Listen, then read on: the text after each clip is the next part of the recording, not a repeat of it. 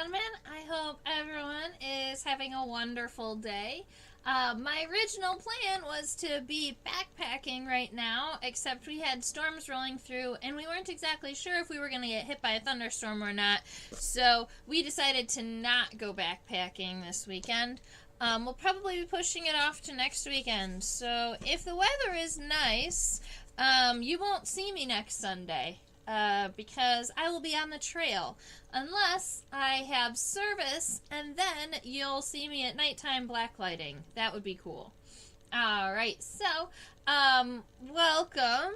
Now, I figured today we would sketch a tingid. This is what we call a lace bug. It gains its name from these beautiful lace patterns on its wings and on its like this extended pronotum. They are generally a fairly beautiful little insect, but it is absolutely tiny. So I took the liberty of going ahead and measuring it pre-class because to measure it, I had to zoom all the way out, and it made it look so tiny on the microscope. I wanted to measure it and zoom in for your start. So, it is only 0.27 centimeters long.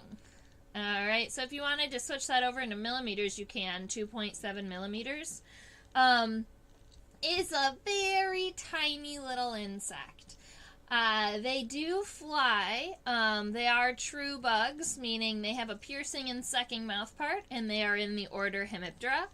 But they don't have those hemielytra. They don't have those wings that are half leathery and half membranous. Both pairs of their wings are membranous. I've actually never sketched this lace bug before, so I figured I would give it a shot on a Sunday. I don't think I'll be able to find it right now, but I do have some old scientific articles that have some pictures of some different species of tingids, and I love seeing all of the very detailed edges. It reminds me of lace, when doilies. Lace bugs a lot of times remind me of, like, lace doilies because they even have, like, the frilled edges. And we're going to be seeing a lot more of that when we zoom into our lace bug. I have not identified it past the family level. You'll see that in a lot of my sketches that I've got pretty much everything I did to family level, but I'm still working on going through and identifying everything down to species. You would be surprised how difficult it is sometimes to get good keys or to get good lists of even the species in the area so that you can try to identify them. Alright, so we're going to call this a lace bug. And then underneath it, I'm going to write tingidy. Okay. Now, I'm going to go ahead and sketch just the outline of my true bug first. So, going in here, give myself a little bit of this light. That works. Alright, so we're going in here. We're going to kind of start with the head and just give this outline really quick.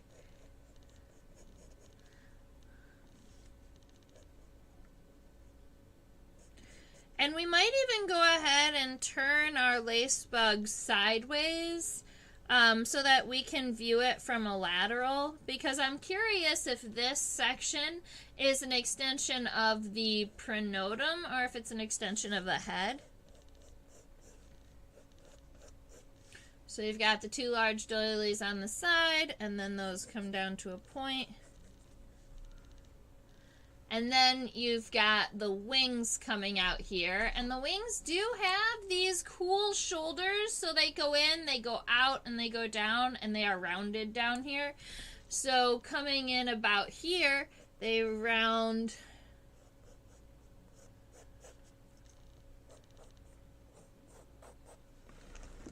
Alrighty.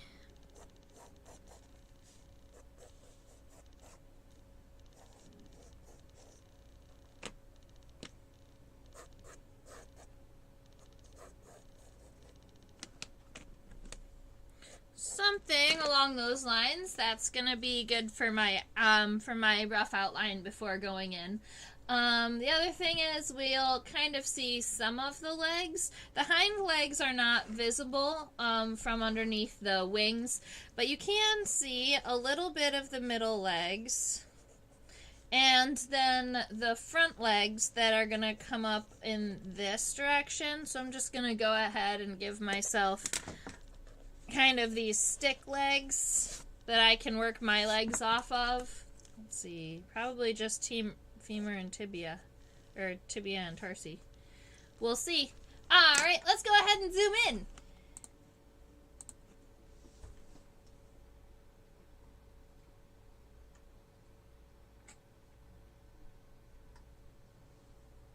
You're so tiny.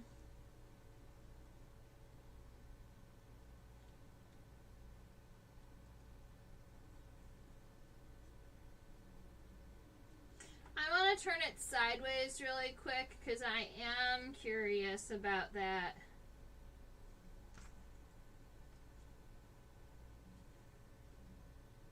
It looks like an extension of the pronotum.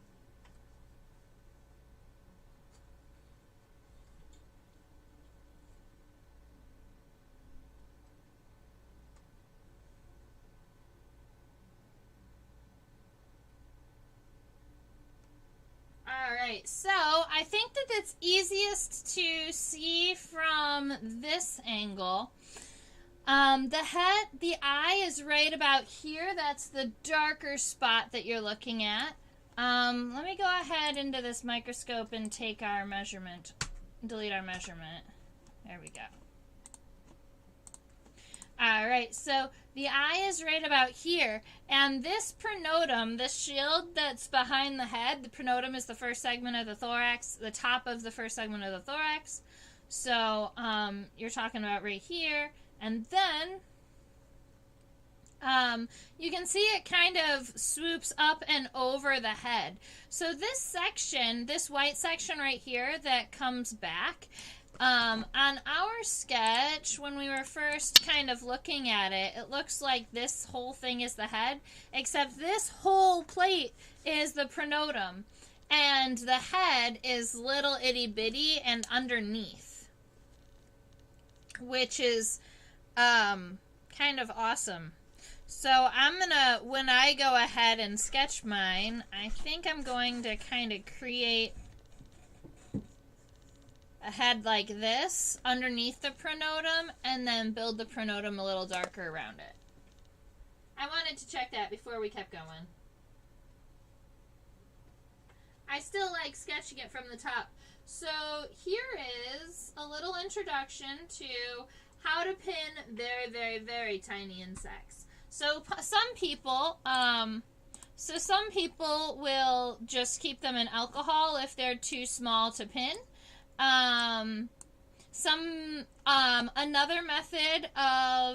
Another method is if your insect is too small to pin, you can point it. This specimen I kind of double mounted. So this right here is the main pin. It's pinned through the labels and a little piece of styrofoam. And then on the other side of the styrofoam, there's a micro pin, an even smaller pin that I pinned through the lace bug. That's pinned to the styrofoam, pinned to the main board. And so that's what this specimen is mounted like. It's one option. Some people prefer them this way. I do kind of like it. I definitely prefer pinning this way over pointing, gluing the insects to the sides of pieces of paper. I tried pointing, I pointed a good number of specimens for Michigan State, but there are just so many, and I never really liked it. I didn't really like that whole process of using the glue and the paper and having to wait for it to dry, and then the insect, sometimes it'll roll if your glue isn't tacky enough. I feel like if you had done it a lot, or like, I just didn't come up with my own system, you know? Alright, so So I'm going to try and get my tinged back pointing straight up. Going to zoom all the way in so that we can see what we're looking at.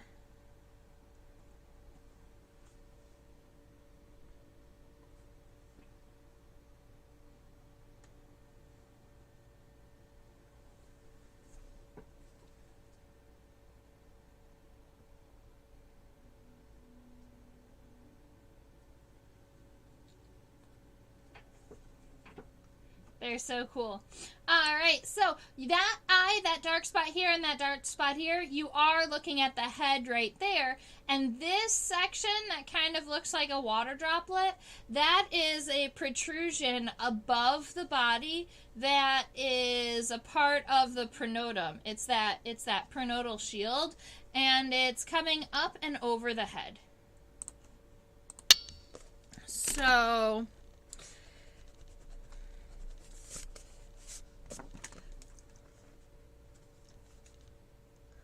I'm going to go ahead and start solidifying some of these lines. I'm going to go ahead and give myself this pronotal shield that comes back and goes out.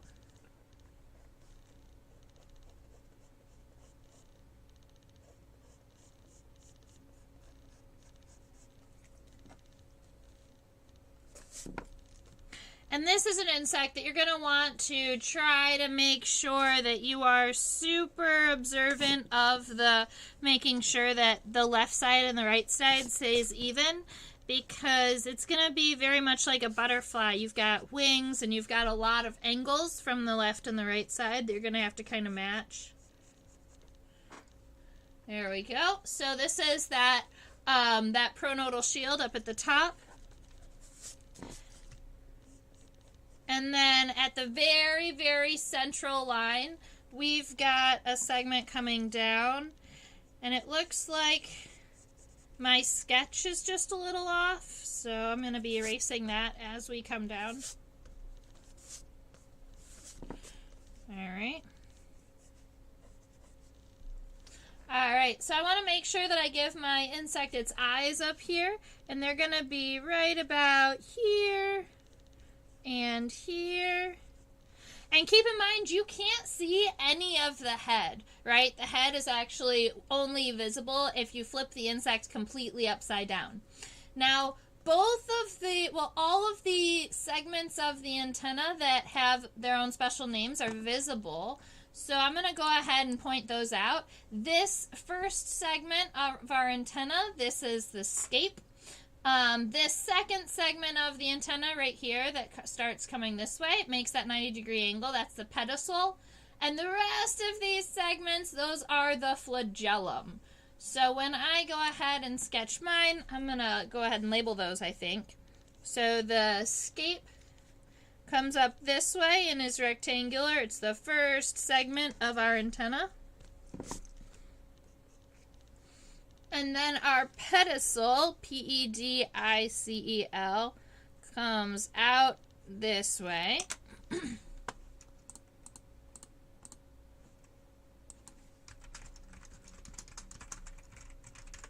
That's how you spell the first two. Scape and then pedicel. And then the remaining of these segments, there's actually a variety of them. I think I count 1, 2, 4, 5, 6, 7, 8. 9, 10, 11, in the 11 to 13 segment range in here. It looks like these segments are nice, long, and rectangular, and there's a 3 or 4 segment club, probably a 3 segment club. So I'm going to go ahead and give my lace bug antenna that point a little bit forward. I prefer my insects to have their antenna pointing forwards rather than backwards like the specimen has. So I go ahead and give myself a light line. That's going to give me my the angles at which I want to follow. And then I'm just going to go ahead. 1, 2, 3, 4.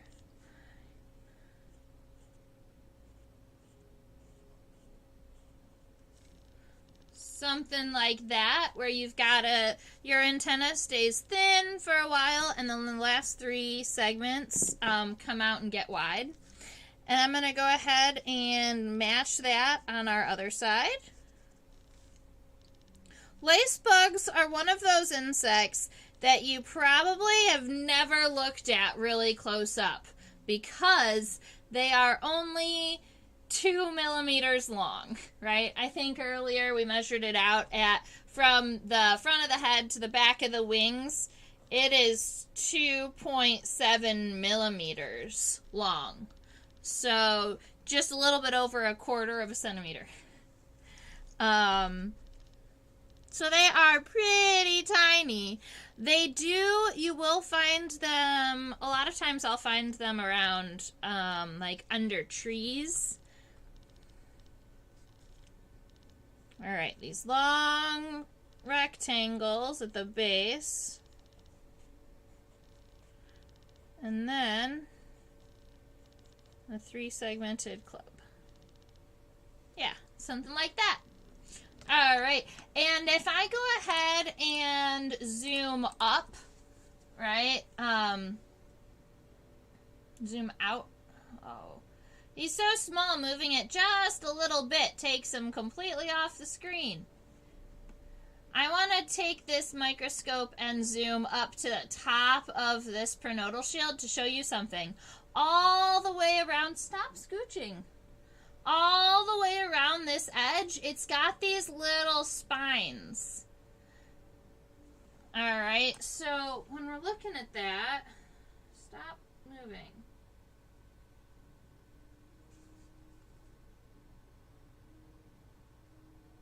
That's so cool. Alright. So they're all along these edges, just kind of like this.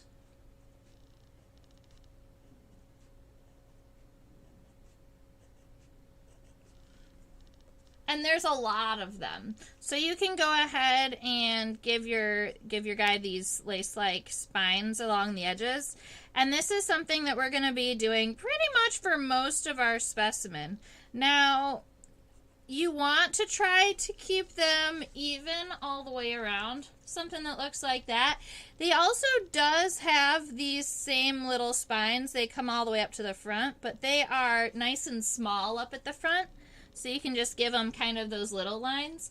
Now, the antennae also have long hairs.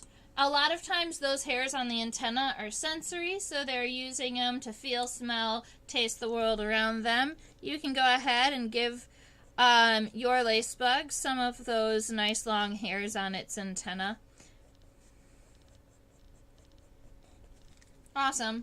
All right, now if we start from these corners, my prenodal shield also comes up and around. And these remind me very much of like royal kings and queens when they had those large headpieces or those large pieces around their necks that had all of those, I don't know what you call them, those frills. So I think that it would be really cool to sketch something like this onto a person, onto like a queen holding a crown. Maybe you'll see me do that sometime shortly. Alright, I'm going to go ahead and erase this light outline that I made of my pronotum so that I can go ahead and give it something a little closer to reality. Because it doesn't come bouncing out like a butterfly's wing. There's more of an angle now that we've zoomed in. So you can see it looks more like right about here and here. It looks more like they are straight and angular up from our raindrop piece, and then it circles nicely around on both sides. So I'm going to go ahead and we've got that, a nice circle around, probably down to about here.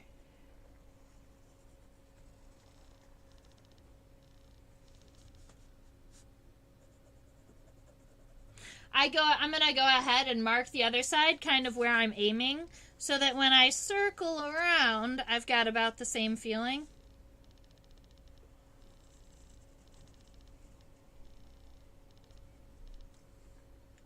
I'm pretty happy with that. That looks pretty even to me.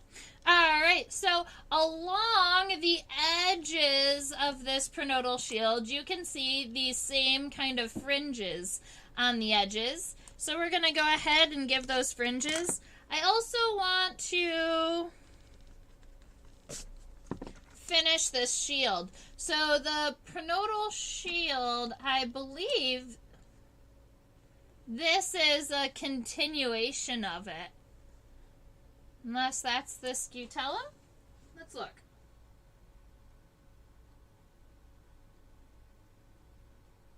It might be the scutellum.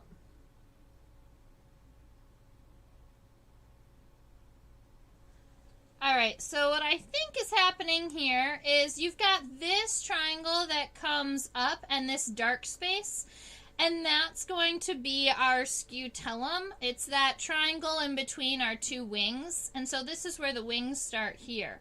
So I'll show you what I mean. If I come into about the bottom here, and I give it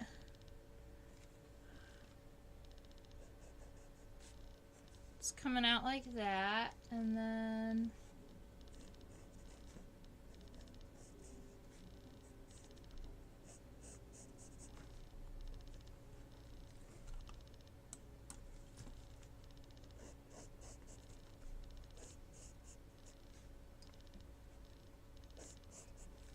alright, so that right here, this triangle, that's gonna be the scutellum.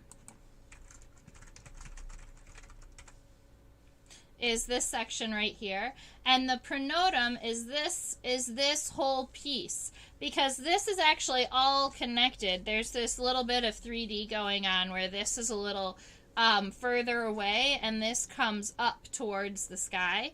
That's something that's a little bit more difficult to see on a microscope, so it's easier to just kind of share that with you.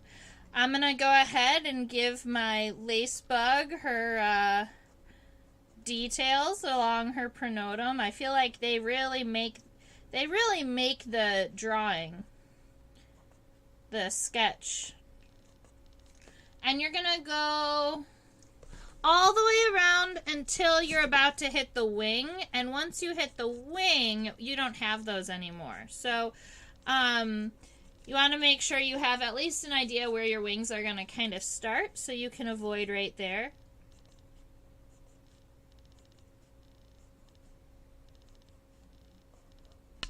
Now, I don't know, for instance, why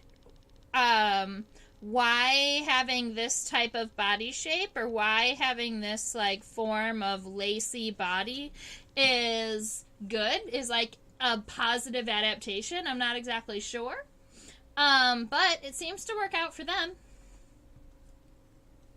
If you have any, I see we've got a couple of people out there. If you have any questions or comments, you can go ahead and let me know. The veins, or what look like veins along inside of the pronotum, they are all very circular, and the veins are all kind of thick. So the patterning is all very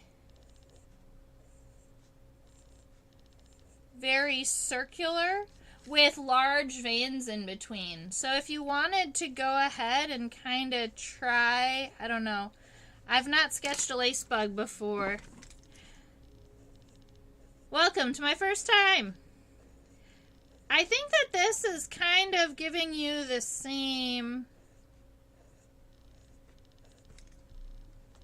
you get kind of that same feeling if you go ahead and sketch a number of circles inside, if you wanted to get that same type of texturing. I think I made my circles too small. I think they need to be a little bit bigger.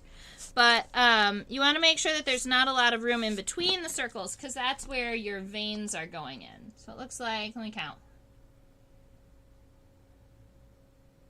9.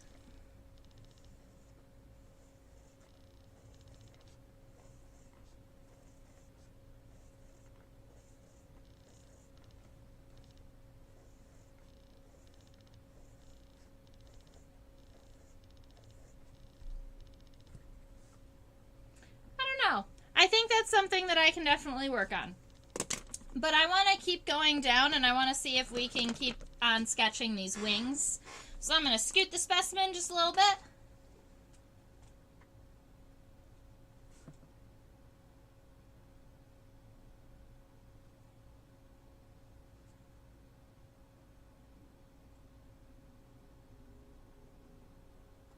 Alright, so you can see right about where the pin is going through my specimen. It's right about here. That is on the second segment of the thorax, so it actually hit about the right spot. It just, you can see, is going through the wing a little bit. That's going to happen. But I did hit the right wing, which is your goal. You want to hit kind of off-center so that you can see that bottom. I'm going to go ahead and see about sketching and solidifying these angles. Welcome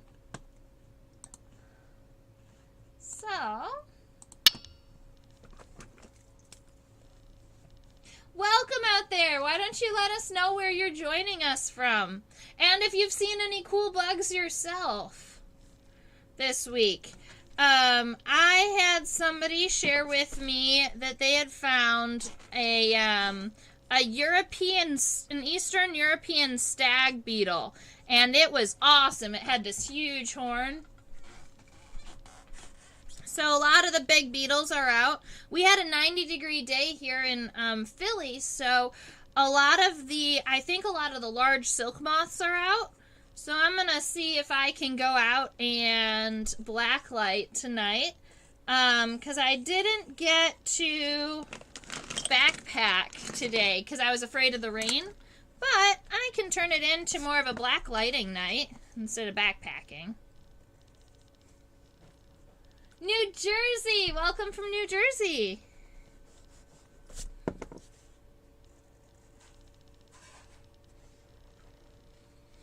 Some insects that you may start seeing around New Jersey, the last time, and this is, not the best insect to be seeing, but it is good to keep our eye outs for it.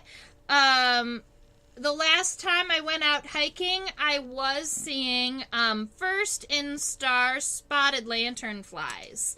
So our invasive spotted lanternflies have emerged and are out and about. Jody, hello from Kentucky. Nice.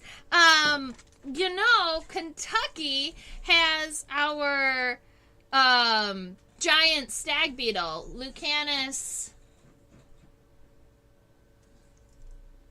Is it the elephant stag beetle? Lucanus elephas?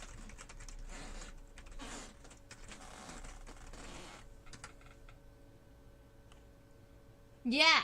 So, Lucanus elephas can be found where you live, and that's one of the insects that I've actually gone out trying to find and have not collected it yet. So, if you see an elephant stag beetle, I would love to see it also. Alright, I'm going to come on in here and give myself this second side.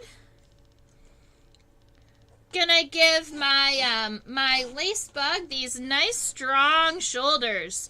I feel like she's very regal. Like she has this large, like the Queen of England used to have, back in the day. And she looks like she's wearing shoulder pads. I don't know if any of you see that, but that's what I'm seeing. So she's got these large shoulders, and her wings do come in a little bit before they come back out. There's this little bit of a curve. And they do overlap just a little bit. So this one comes in a little bit, and that one goes over a little bit. So you can actually follow your angle for your triangle.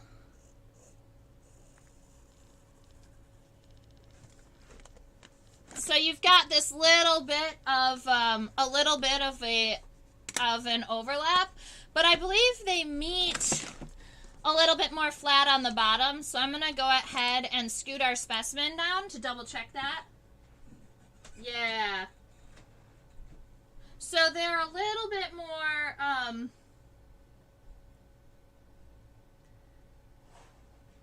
blunt tipped.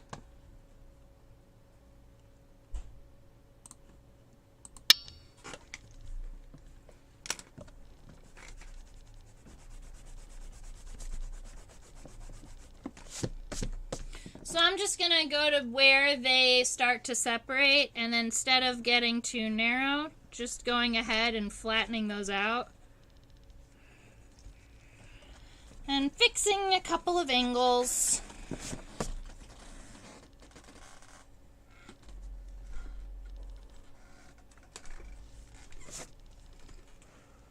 She's pretty awesome.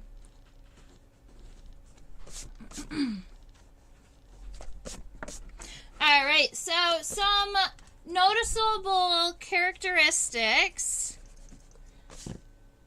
Oh, very good, Jody. I look forward to hopefully seeing an elephant stag beetle. That'd be really cool.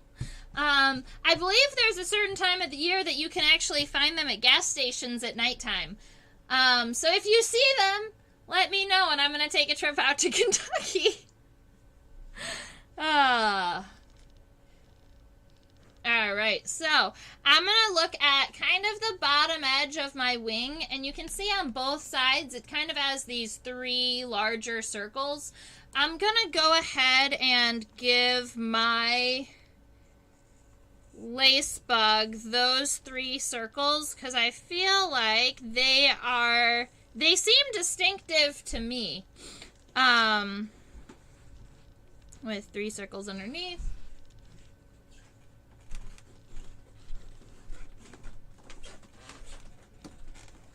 And then these half circles all the way up both sides of their wings.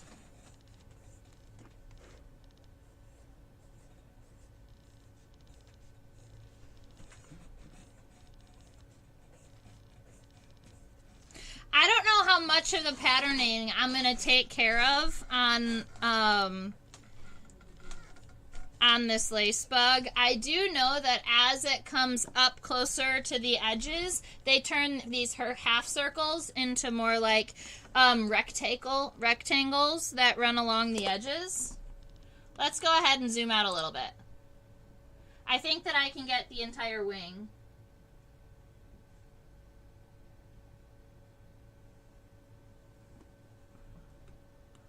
There you go. So it looks like essentially you've got 1, 2, 3 rows of squares, and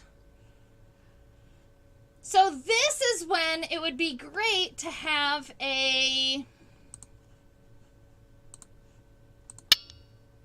some people will go ahead and set up their microscope with an extra mirror so they can watch their microscope with their left eye and their hand that's sketching with their right eye.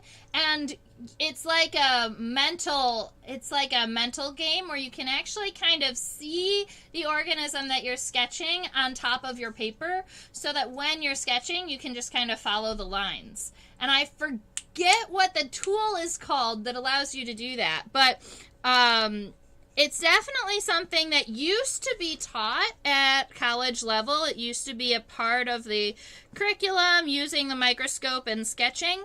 But as picture taking took, as people started taking more and more pictures of their specimens rather than depending on sketching, that tool actually just kind of became old technology, although I would still love to have one. I forget what they're called. If anyone remembers what they're called, you can go ahead and share that with me.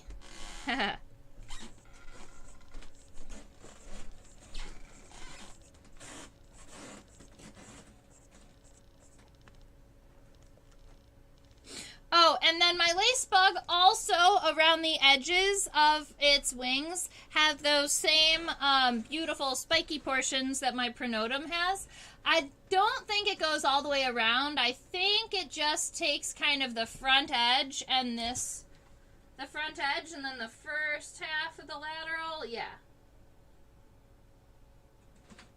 So the spines on both sides of the wing and right about here where you can see the body end underneath. So as we are going through and adding some of those final characteristics, you can go ahead and add some of these spines, these details, but they're only going to go to about there, and then they're going to stop.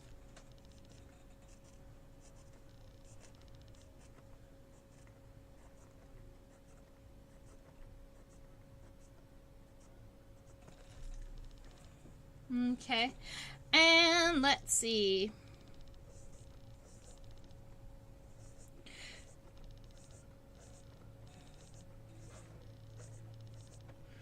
I'm trying to hit the overall texture without getting too wrapped up in the wing venation, ladies and gentlemen. I do want to kind of add some of these circles, and I do remember I tried to hit 9 all the way around.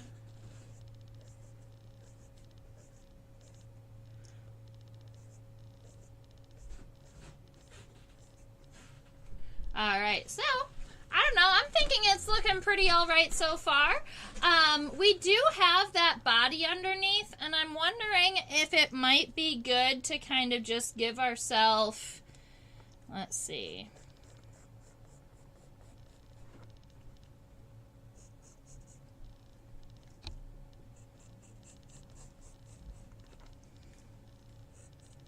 Yeah, the outline of at least the body. So bringing our body out and around.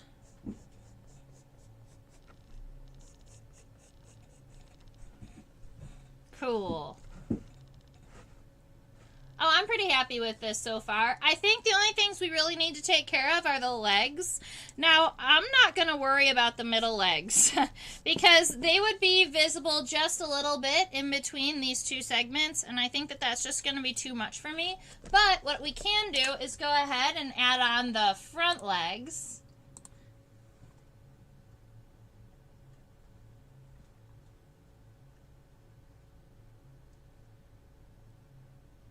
They're so tiny. Oh, I'm mistaken. These legs that you can see in between the pronotum and the first pair of wings, that's actually the hind pair of legs, not the middle pair. So this is the front pair. There's a middle pair that comes out right about here, halfway through, and then this is the hind pair. I'm going to focus a little down so that we can focus on a leg.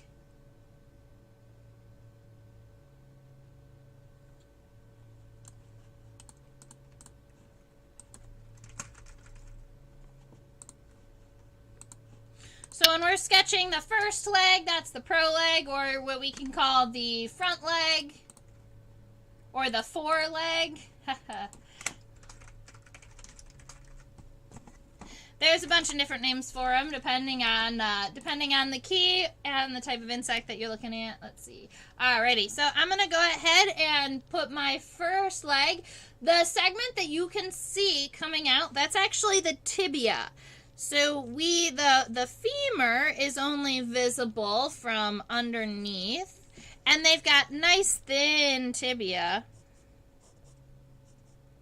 Alright, so it's very thin tibia, and then it looks like we have two tarsal segments, so coming up sideways, the antenna mess with it just a little bit, but it looks like a small rectangle and then kind of a larger, rounder segment with two claws at the end, and we're going to do that on both sides, so a smaller rectangle with kind of this longer, with two claws at the end, similar to that. For our front legs, and I'm not going to worry about the middle and the hind legs. But here's something that's wild, right? I measured this insect from the front of, right here, from the front of the pronotum to the back of the wings, and it was 2.7 millimeters. Now what I want to do, I want to measure the length of its body, just from not including the wings and not including the pronotum. So just from the front of its head to the back of its abdomen. I'm curious how long the actual insect is without its wings. So for me to measure it on my microscope, I have to zoom out all the way because that is the only level that I have calibrated. So that's as far zoomed out as my microscope gets. We're going to measure it in millimeters because we know it's going to be nice and small. I'm measuring from the front of the head, which is about right here where the eyes are, to the back of the abdomen, not the back of the wings. So right about here where that point is. Let's see. So the insect's total length is only about 1.8 millimeters long. 1.8 millimeters. That's so tiny.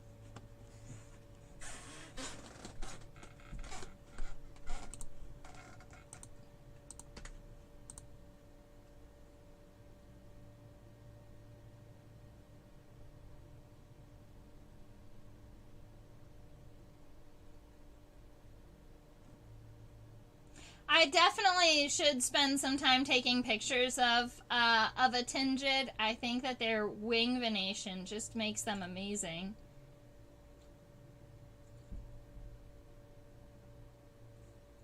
There we go. All right, ladies and gentlemen. I guess that's one other thing that we should look at. I wanted to show you this because my tingid, we always talk about insects being symmetrical. So the same on the left as they are on the right. But if you look at the wing venation on my tingid, it's not the same on the left and the right. Now each side has these three larger segments here. But if you look underneath them, on my left side it has 3 cells underneath the big cell. And on the right side, there's only one big cell and then a little cell over here. So I am curious kind of how they get, how this happens. I think that it's pretty awesome. But also unique in that it's not the same. It's not symmetrical on the left and the right.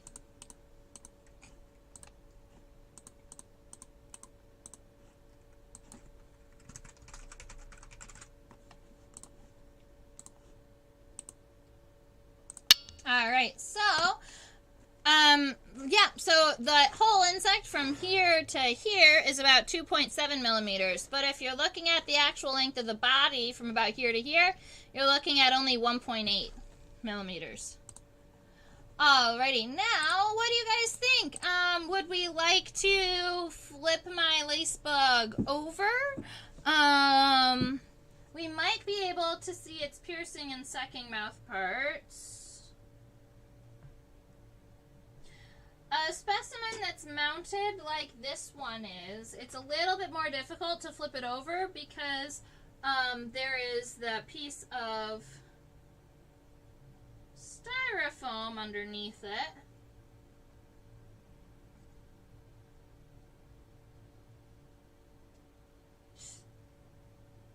Don't bump it, Trisha.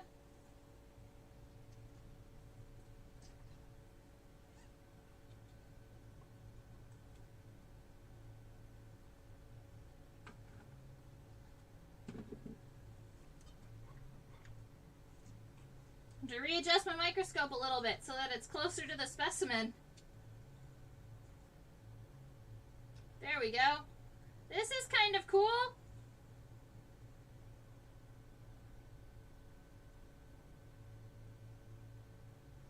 This is awesome.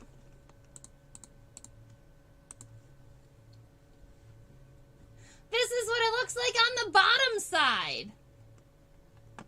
So you can see my insect, my lace bug from the bottom side is very dark. It has this very dark body. These legs, you've got the long femur, the tibia, and the tarsi. So we've seen that form of leg many times over.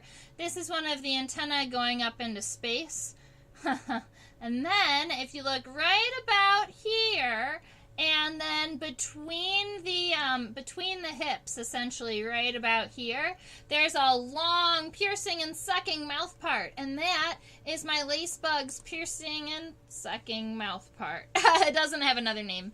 But But that is characteristic of true bugs, right? So all true bugs have that piercing and sucking mouth part, and it's possible. Oh man, that's pretty cool. It looks like my pin actually went through the abdomen, which is not the goal. So as it turns out, maybe not the best pinning job, but still pretty cool for the ability to sketch, and I didn't mess up any of the legs. So I'm gonna say it was a win. For such a small insect, it's a little difficult, you know?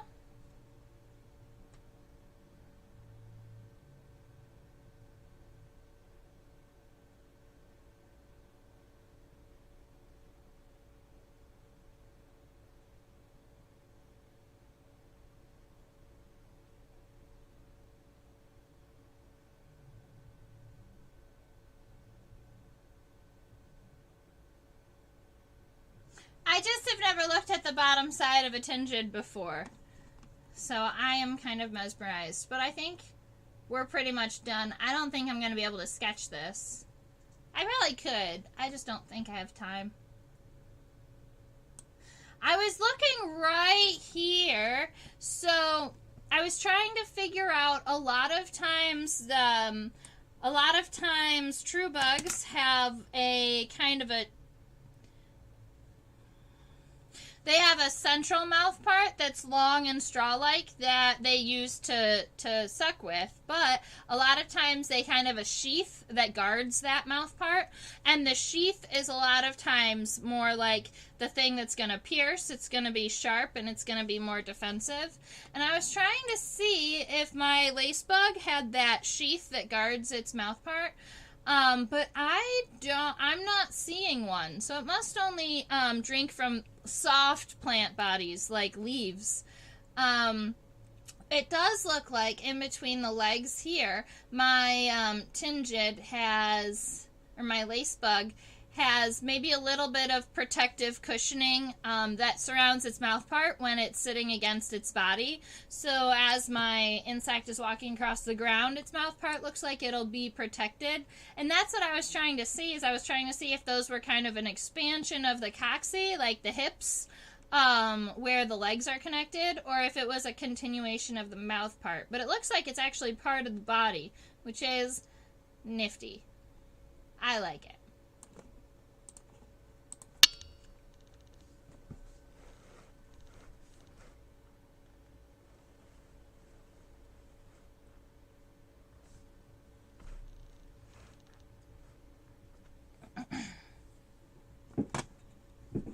Alrighty, ladies and gentlemen, I would just like to say thank you for hanging out with me today. I see I had a couple of people who come all the time. If you were new to the live stream, welcome. Thanks for sticking around. I hope you come back again. This is something that we do every Sunday at 4 p.m. Eastern, or Thursday at 7 p.m. 10 p.m. Eastern. It's 7 p.m. for California people. Now, so I like to live stream and do all of these types of things. Thank you for joining me. If you have an idea of what we should be sketching next week, go ahead and leave me an idea in the chat box. I like to go back and look at these. If you have an idea as to what we're going to sketch next week, go ahead and let me know, because I might have to go and collect more insects. We've gotten a lot of sketching done. I also teach on a variety of platforms. I teach on OutSchool for 5 to 8-year-olds, 9 to 12-year-olds, and 13 to 18-year-olds. So kids, I teach a junior bug club, a weekly insect studies club, and a scientific illustration club. So if you want to go and check those out, you go to OutSchool. If you follow the link in the description box and follow my link, and it's your first time ever using OutSchool, OutSchool will actually give you $20, right, to spend on classes there. So that would be great. Go ahead and make sure you subscribe to my channel, YouTube. If you hit the little notification bell, you'll be able to get me notified on your phone when I go live, especially when I do crazy things like go out late at night and blacklight. There's a chance that if I've got service where I'm blacklighting, I'm going to be live streaming it. That'll be really cool. this is where you can send me a tip. Let me know you've loved the class today. Let me know you got something out of it. If you enjoyed hanging out with me today, if you learned something, if you'd like to buy me a coffee to keep me awake and doing this, you can go ahead over there to my PayPal. It's always super, super appreciated. And I know that some of you have already sent me donations to keep the bug love going. And thank you very much for doing that. So if you have any buggy related questions, or if you would, if you have any bug questions, or if you have an insect that you'd like identified, you can always go and check out my website, shoot me a contact, shoot me an email, send me a picture of your bug, send me a picture of your sketches. I just love to hear from you guys. So anytime you guys send me messages, I reply. All right. Oh, Jody, we could have such a great time blacklighting. I love it. I have definitely blacklighted in Kentucky in the past. I don't know if I'm going to be able to carve out time this summer to go on a long road trip. Normally, I drive to Arizona and back in the summertime to my conference for my bug trip. I think I'm flying this year, so it cuts back a little bit on my road tripping time. But if I can figure out how to teach out school classes on the road, I would love to come out and set up times to blacklight with people. That would be so much fun. I'm going to see about setting up a blacklight tonight.